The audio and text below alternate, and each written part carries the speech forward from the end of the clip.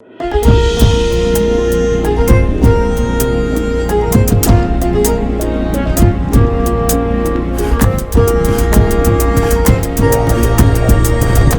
ጤና ይስጥልን የተከበራችሁ የፈታ ዴይሊ ቤተሰቦች የሰዓቱን መረጃ ይዘን ተገኝተናል።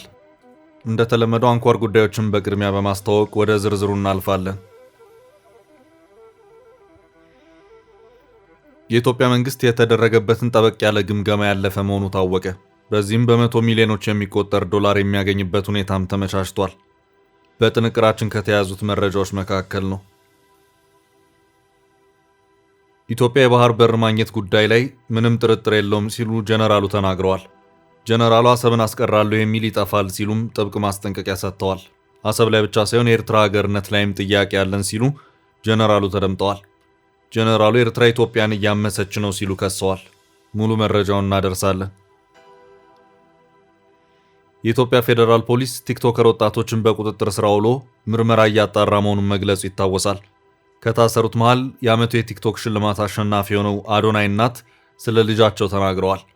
ልጅ ያጠፋው ነገር የለም ማለታቸውን ቢቢሲ ዘግቧል። የቲክቶከሮች እስር በታዛቢዎች ዘንድ ሌላ ምልከታ ተደርጎበታል። በምን አንቀጽ ክስ ሊመሰረትባቸው ይችላል በሚለው የህግ ባለሙያዎችም ግምታቸውን አጋርተዋል። ዝርዝር መረጃዎችን የምናጋራ ይሆናል።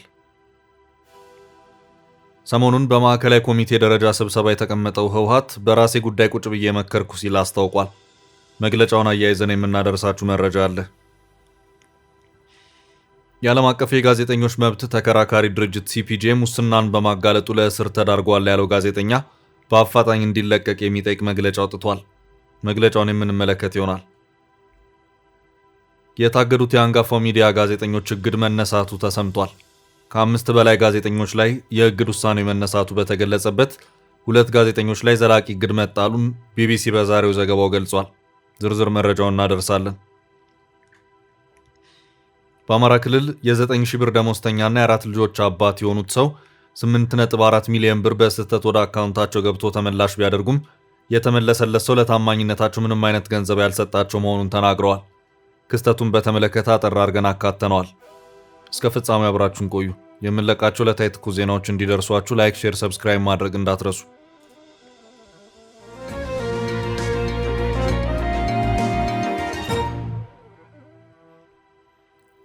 አሰብን አስቀራለሁ የሚል ይጠፋል። ጀነራሉ አሰብን አስቀራለሁ የሚል ይጠፋል ሲሉ ጥብቅ ማስጠንቀቂያ ሰጥተዋል። አሰብ ላይ ብቻ ሳይሆን የኤርትራ ሀገርነት ላይም ጥያቄ ያለን ሲሉ ጀነራሉ ተደምጠዋል። ጀነራሉ ኤርትራ ኢትዮጵያን እያመሰች ነው ሲሉም ከሰዋል። በኬንያ የኢትዮጵያ አምባሳደር ባጫ ደበሌ ለጋዜጣ ፕላስ በሰጡት ቃል ላይ ነው ይህን ያሉት። ጀነራሉ በዛሬው ዕለት በኢትዮጵያ ፕሬስ ድርጅት ገጽ ላይ በተሰራጨው የቪዲዮ መልእክታቸው ኤርትራ ኢትዮጵያን የማመስ ፖሊሲ ነው ያላት ሲሉ ከሰዋል። ይሄ ሞኞች ፖሊሲ ነው ሲሉ የተናገሩት ጀነራል ባጫ ደበሌ አንተ የሰው ቤት እያመስክ እኔ በሰላም እኖራለሁ ብሎ ማሰብ ሞኝነት ነው ሲሉ አሳስበዋል። የሰው ቤት እየተበጠበጠ በሰላም አይኖርም ሲሉ ባጫ ማሳሰቢያ ሰጥተዋል። መስታወት ቤት ውስጥ ቆመህ ሌላ ሰው ላይ ድንጋይ መወርወር ምን ሊያመጣ እንደሚችል ይታወቃል ሲሉ ጀነራል አምባሳደሩ አክሎ አሳስበዋል። የኢትዮጵያ የባህር በር የማግኘት ጉዳይ ላይ ምንም ጥርጥር የለውም ሲሉ ጀነራሉ ተናግረዋል። የሚያስቡ ከሆነ አሰብን በጋራ ጥቅም ላይ መዋል ነው ያሉት ጀነራሉ ለጋራ ጥቅም አይውልም የሚል አሰብን አስቀራለሁ የሚል ይጠፋል ሲሉ ጀነራል ባጫ ደበሌ ጥብቅ ማስጠንቀቂያ ሰጥተዋል። አክለውም በውጊያ አንሄድም በሰላማዊ መንገድ ነው ሲሉ አጽንኦት ሰጥተዋል። እንኳን አሰብ ቀርቶ ኤርትራም ህጋዊ በሆነ መንገድ አይደለም የተገነጠለው ያሉት ጀነራሉ የኤርትራ ፖሊሲ ኢትዮጵያን ማመስ ላይ የተመሰረተ ነው ሲሉ ከዚህ ቀደም በውጭ ጉዳይ ሚኒስትሩ በኩል የቀረበው የኢሳያስ ዶክትሪን ክስ ላይ አጽንኦት ሰጥተዋል። ከሳምንታት በፊት የውጭ ጉዳይ ሚኒስትር ኤርትራ በኢትዮጵያ ፖለቲካ ጉዳዮች ጣልቃ እየገባች ነው ሲል ክሱን ማሰማቱ ይታወቃል። የውጭ ጉዳይ ሚኒስትሩ ጌዲዮን ጢሞቴዎስ የኢሳያስ ዶክትሪን ሲሉ ባነሱት ጉዳይ የኤርትራ ራሷን በራሷ የምታስተዳድር አገር ሆኖ የመቀጠል ጉዳይ በኢትዮጵያ የጸጥታ መደፍረስ፣ መከፋፈልና አለመረጋጋት ላይ እንደሚመሰረት ያስባል ማለታቸው ይታወቃል። የውጭ ጉዳይ ሚኒስትር ዶክተር ጌዲዮን ጢሞቴዎስ በበኩላቸው የአሰብ ወደብ በኢትዮጵያ መንግስት በዋነኛነት ቅድሚያ የሚሰጠው ጉዳይ እንደሆነ ባለፈው ዳር ላይ በተዘጋጀ አንድ መድረክ ላይ ገልጸዋል። የኢትዮጵያን ከባህር በር ጋር በተገናኘ እንቅስቃሴ እንደ ትንኮሳ እየገለጸች ያለችው ኤርትራ በበኩሏ ከአዲስ አበባ ጋር ግንኙነታቸው ከተሻከረና ከተቀዛቀዘ አካላት ጋር ያላትን ትስስር አጠናክራለች። የኤርትራው ፕሬዝዳንት ኢሳያስ አፈወርቂ ባለፈው ዓመት መጋቢት ላይ ወደ ግብጽ በተጓዙበት ወቅት ቀይ ባህር ዳርቻ ተጎራባች ያልሆኑ ሀገራት በውሃ አካሉ ደህንነትና አስተዳደር ላይ መሳተፍ እንደሌለባቸው መስማማታቸው ተገልጾ ነበር። ይህ በእንዲህ እንዳለ በዚሁ ሳምንት ፕሬዝዳንት ኢሳያስ አፈወርቂ በ2 ወራት ጊዜ ውስጥ ሶስተኛ የሆነውን የውጭ ጉዞ ወደ ሳውዲ አረቢያ ያደረጉት የሪያድ ተቀናቃኝ ከሆነችው የተባበሩት አረብ ኤምሬቶች ጋር ጥሩ ግንኙነት ያላት ኢትዮጵያና ኤርትራ የገቡበት ውጥረት በቀጠለበት ወቅት ነው።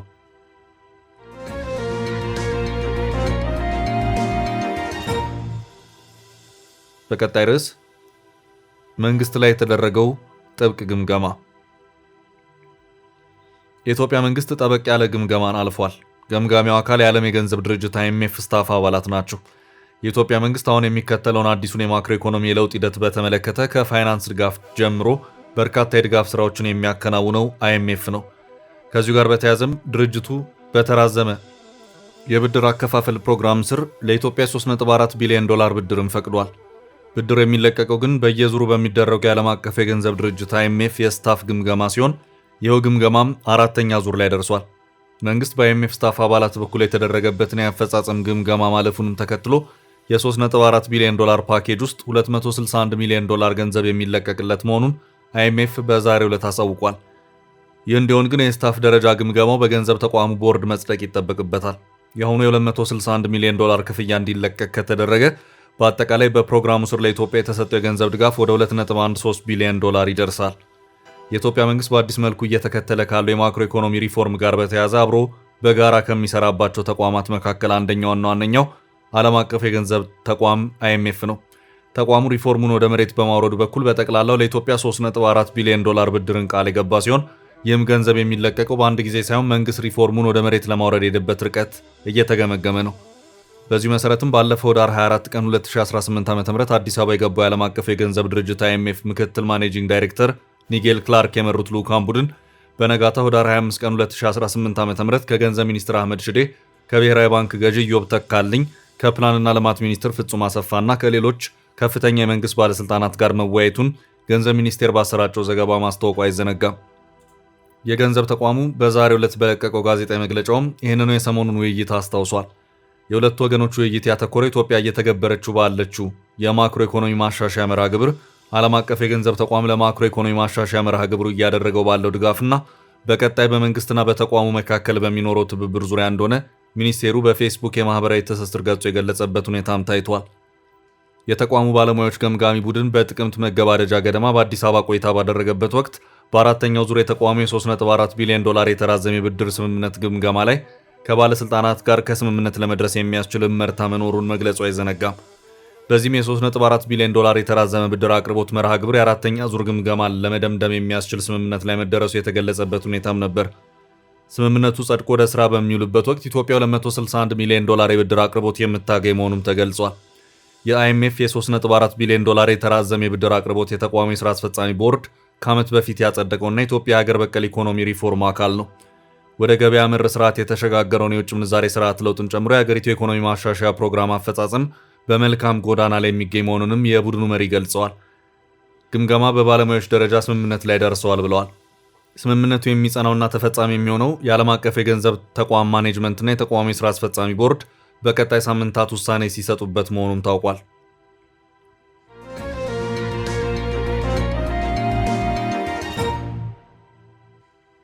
በቀጣይ ርዕሳችን በራሴ ጉዳይ መከርኩ። ህወሓት ባለፉት ቀናት በማዕከላዊ ኮሚቴ ደረጃ ሲያደርግ የነበረውን ውይይት አጠናከቅኩ ሲል አስታወቀ። በዚህም ውሳኔዎችን አሳልፌ ወደፊት አቅጣጫዎችን ማስቀምጫለሁ ሲልም አስታውቋል። ህወሓት ለቀናት ያካሄደውን ስብሰባ ተከትሎም በራሱ በፓርቲው ዙሪያም ጭምር መክሬያለሁም ሲል አክሏል። ፓርቲውን በተመለከተ በከፍተኛ አመራሩ በኩል ሰነድ ቀርቦ ይኸው የቀረበው ሰነድም በስራ አስፈጻሚው በኩል ምክክር ተካሂዶበት በመጨረሻም በማዕከላዊ ኮሚቴ ውይይት የተደረገበት መሆኑንም የጉባኤውን መጠናቀቅ ተከትሎ በዛሬው ዕለት ባወጣው መግለጫ አስታውቋል።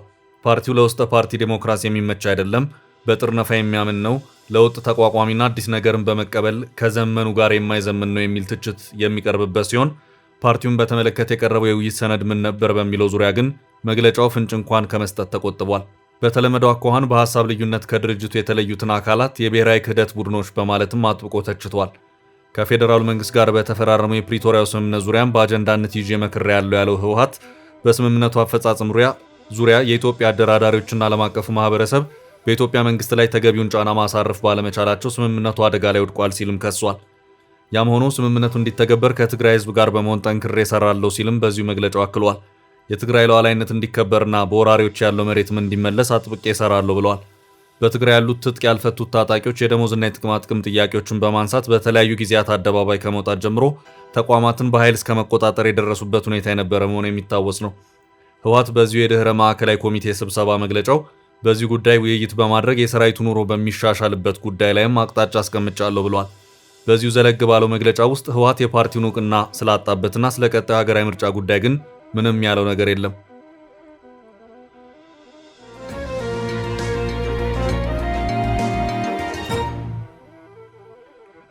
በቀጣይ መረጃችን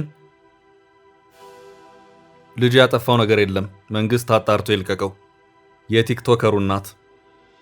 ቲክቶከሮቹ ሊከሰሱበት ይችላሉ የተባሉ አንቀጾች መንግስት ድምፅ ለማፈን አጋጣሚውን ተጠቅሞበት ይሆናል። የኢትዮጵያ ፌዴራል ፖሊስ ቲክቶከር ወጣቶችን በቁጥጥር ስር አውሎ ምርመራ እያጣራ መሆኑን መግለጹ ይታወሳል። የዓመቱ ቲክቶከር ሽልማት አሸናፊ አዶናይ ብርሃነ ረቡዕ ዕለት የታሰረ ሲሆን ማክሰኞ በቁጥጥር ስር ከዋሉ 5 ተጠርጣሪዎች የወንጀል ጉዳይ ጋር በተያያዘ መሆኑንም ፌዴራል ፖሊስ ጨምሮ መግለጹ ይታወሳል። እስሩን ተከትሎ የቲክቶከሩ አዶናይ እናት መንግስት ልጃቸውን አጣርቶ እንዲለቀው መጠየቃቸውን የዛሬው የቢቢሲ ዘገባ አመላክቷል። ፖሊስ ከኢትዮጵያ ሕዝብ ባህልና መልካም ስነ ምግባር በተቃራኒ የሆነ አለባበስ ለብሰው ታይተዋል ያላቸው ወንጌላዊት ገብረ እንድሪያስ፣ ዮሐንስ መኮንን እና ግብረ አበሮቻቸው ናቸው የተባሉት በረከት ጸጋዬ፣ መቅድም ደረጄ፣ ግሩም ገዛኸኝ በቁጥጥር ስር መዋላቸው የተገለጸው ማክሰኞ ዕለት ነበር። የዓመቱ የቲክቶክ ሽልማት አሸናፊ አዶናይ ደግሞ በትላንትናው ዕለት መታሰሩን ነው መረጃው ያመለከተው። ታዲያ እነዚህ የማህበራዊ ሚዲያ ተጽዕኖ ፈጣሪዎች እስካሁን ድረስ ፍርድ ቤት ስለመቅረባቸው የተባለ ነገር አለመኖሩን መረጃው አመልክቷል። ቲክቶከር አዶናይ በቅርቡ ከሚኖርበት ካናዳ ወደ ኢትዮጵያ የመጣ ሲሆን ሰግጥ ፈምስ በሚለው ንግግሩ በበርካቶች ዘንድ መነጋገሪያ ሆኖ ነበር። ቲክቶከር አዶናይ በፖሊስ ቁጥጥር ስር መዋሉን ተከትሎ እናቱ ለቢቢሲ ትግርኛ ቃላቸውን የሰጡ ሲሆን ልጅ ያጠፋው ነገር የለም፣ ያሰረው መንግስት ሁኔታውን አጣርቶ እንደሚለቀው አምናለሁ ብለዋል። እናቱ አክለውም የራሱን ምቹ ሕይወት ትቶ መጥቶ ሰዎችን የሚያግዝ እኔም የሚያበረታ ልጄ ነው ማለታቸውን ዘገባው አመልክቷል። ታዛቢው መንግስት ቲክቶክ ከቁጥጥር ውጭ እንዳይወጣ እኔን ያየህ ተቀጣ ለማለት እድሉን ተጠቅሞበታል ማለቱን የቢቢሲ ዘገባ አስፍሯል። ትላንት የታሰረው ቲክቶከር አዶናይ በቲክቶክ ላይ 3.9 ሚሊዮን ተከታዮች ያሉ ሲሆን ማክሰኞ ዕለት በቁጥጥር ስር ከዋሉት መካከል ወንጌል በቲክቶክ ስሟ ኢቫን 700 ሺህ ገደማ እንደዚሁም ዮሐንስ ወይም በቲክቶክ ስሙ ጃኒ 434 ሺህ ገደማ ተከታዮች አሏቸው።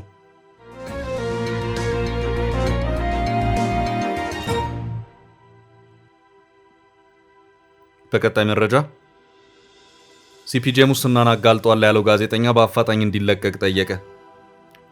የዓለም አቀፍ የጋዜጠኞች መብት ተከራካሪ ድርጅት ሲፒጄ ሙስናን በማጋለጡ ለእስር ተዳርጓል ያለው ጋዜጠኛ በአፋጣኝ እንዲለቀቅ የሚጠይቅ መግለጫ አውጥቷል። ድርጅቱ ከህዳር ወር 22ኛው ቀን ጀምሮ የሐሰት መረጃ በማሰራጨትና ስም በማጥፋት ክስ በእስር ላይ የሚገኘው ጋዜጠኛ ኢዮብ ሽመልስ በአስቸኳይ እንዲፈታ ነው የጠየቀው። ድርጅቱ ጋዜጠኛ ኢዮብ ሽመልስ በሲዳማ ክልል ሙስናን በተመለከተ ባቀረበው ዘገባ መታሰሩን ገልጿል። በቲክቶክ ዘገባን የሚያሰራጨው ጋዜጠኛ ኢዮብ ህዳር 22 ከቀኑ 10 ሰዓት ላይ በክልሉ ርዕሰ መዲና ሐዋሳ ከሚገኘው መኖሪያ ቤቱ አቅራቢያ ተይዞ አዲስ ከተማ ክፍለ ከተማ ወደሚገኘው ፖሊስ ጣቢያ መወሰዱን ሲፒጄ ጉዳዩን ያውቃል ያላቸውን 2 ሰዎች ጠቅሶ ባወጣው መግለጫ ገልጿል። ጋዜጠኛው ኢዮብ በቅርቡ በሲዳማ ክልል በባለስልጣናት ተፈጽሟል ስለተባለው ሙስናና በደል በዘገባው መጠየቁን እነዚህ የዓይን እማኞች መናገራቸውን ድርጅቱ ጠቅሷል። የሲፒጄ አፍሪካ ፕሮግራም አስተባባሪ የሆኑት ሙቶኪ ሙሞ ሙስናን የሚያጋልጥ ጋዜጠኛ እስራትና ማስፈራሪያ እየደረሰበት መሆኑ አሳሳቢ ነው ብለዋል። አክሎም የኢትዮጵያ ባለስልጣናት ኢዮብ ሽመልስን በአስቸኳይ እንዲፈቱና የጸጥታ ኃይሎችና ፍርድ ቤቶችን በመጠቀም ገለልተኛ ዘገባዎችን ማፈን ማቆም አለባቸው ሲሉም አክለዋል። ጋዜጠኛ ኢዮብ ለ1 ዓመት ለተደጋጋሚ ዛቻና ማስፈራሪያ ይገጥመው እንደነበርና ተደብቆ ለመኖር ተገዶ እንደነበር የሲፒጄ መግለጫ ገልጿል። ድርጅቱ ጉዳዩን በተመለከተ ለሲዳማ ፖሊስና ለክልሉ ኮሚኒኬሽን ጉዳዮች ቢሮ ጥያቄዎችን ልኮ ምላሽ አለማግኘቱን በመግለጫው አስፍሯል።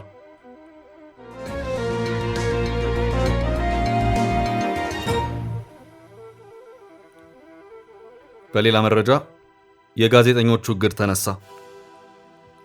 የታገዱት የአንጋፋው ሚዲያ ጋዜጠኞች እግድ መነሳቱ ተሰምቷል። ከ5 በላይ ጋዜጠኞች ላይ እግድ ውሳኔው መነሳቱ በተገለጸበት 2 ጋዜጠኞች ላይ ዘላቂ እግድ መጣሉን ቢቢሲ በዛሬው ዘገባው ገልጿል። የኢትዮጵያ መገናኛ ብዙሃን ባለስልጣን ጥቅምት 13 2018 ዓ.ም ለዓለም አቀፉ መገናኛ ብዙሃን በኢትዮጵያ የተለያዩ ክፍሎች ውስጥ ወኪል ሆነው በሚሰሩ 9 ዘጋቢዎች ላይ እገዳ መጣሉን በወቅቱ ዶቼ ቬለ ባወጣው መግለጫ አስታውቆ ነበር።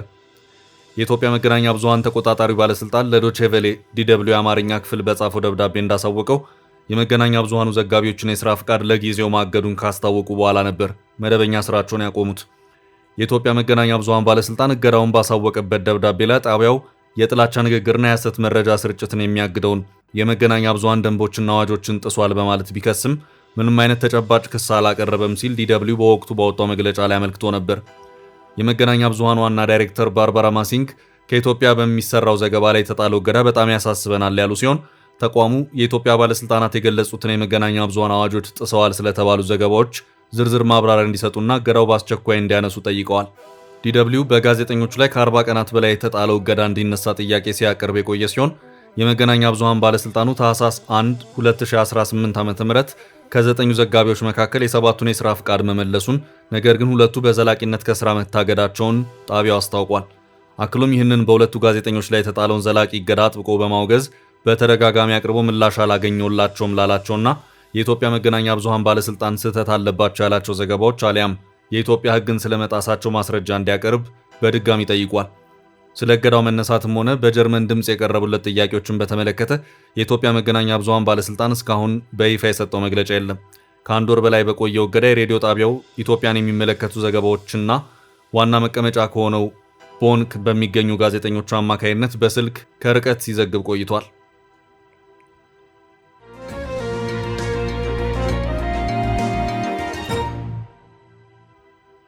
በቀጣይ ርዕሳችን ከ8 ሚሊዮን ብር በላይ ተሳሳተ ገንዘብ የመለሱት ሰው። የአማራ ክልል ትምህርት ቢሮ የፋይናንስ ባለሙያ የሆኑት አቶ ቻላቸው ጌጡ ህዳር 20 ቀን 2018 ዓ.ም ወደ ባንክ አካውንታቸው የገባውን 8.4 ሚሊዮን ብር ተመላሽ አደረጉ። ቢቢሲ አማርኛው ድረገጽ ባሰራጨው ዘገባ አቶ ቻላቸው የ9,000 ብር ደሞዝተኛ ባለትዳርና የ4 ልጆች አባት የሆኑት አቶ ቻላቸው 8 ሚሊዮን ብሩ የተመለሰለት ሰው ምንም አይነት ገንዘብ ያልሰጣቸው መሆኑን ይኸው የቢቢሲ ዘገባ አመላክቷል። አቶ ቻላቸው ከቢቢሲ ጋር ባደረጉ ቆይታ ወደ ባንክ ደውለው አስቦት የማያውቁት መጠን ያለው ገንዘብ ወደ አካውንታቸው ስለመግባቱ የደረሳቸው የአጭር ጽሑፍ መልእክት ትክክል መሆኑን ማረጋገጣቸውን ተናግረዋል። አስከትለውም ገንዘቡ ከየት የመጣ ነው ብለው ሲጠይቁ ከአዋሽ ባንክ ወደ ኦሮሚያ ህብረት ሥራ ባንክ ሲያስተላልፉ ከዚያ የመጣን የሚል ምላሽ የተነገራቸው መሆኑንም አስታውቀዋል። አቶ አብዱሰመድ መሐመድ የተባሉ ግለሰብ ለአዋሽ ባንክ ለአቶ መሐመድ ኢብራሂም ከኦሮሚያ ህብረት ሥራ ባንክ አካውንታቸው 8.4 ሚሊዮን ብር እንዲያስገባላቸው ባዘዙበት ወቅት ስህተቱ እንደተፈጠረ የቢቢሲ ዘገባ አመልክቷል። አቶ ቻላቸው የራሳቸው ያልሆነውን ከፍተኛ መጠን ያለውን ገንዘብ በታማኝነት ወደ ላኪው ባንክ እንዲመለስ በማድረጋቸው የኢትዮጵያ ንግድ ባንክ ዳር 29 ቀን 2018 ዓ.ም የምስጋና ደብዳቤ እንደጻፈላቸው ታውቋል።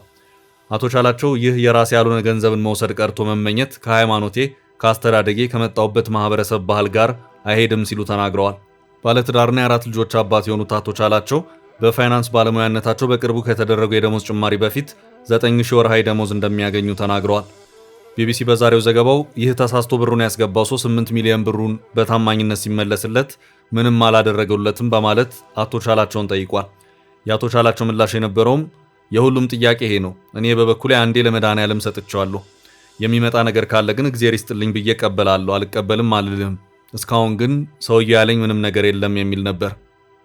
ውድ ቤተሰቦቻችን ለዛሬ ያዝንላችሁን ርዕሰ ጉዳዮች እዚህ ላይ ቋጨን። ላይክ፣ ሼር እና ኮሜንት በማድረግ ለቻናላችን ድጋፋችሁን መግለጽ እንዳትዘነጉ እያልን ከሌሎች መረጃዎች ጋር ደግመን እስክንገናኝ ቸር ያሰማን ስንል ተሰናበትን።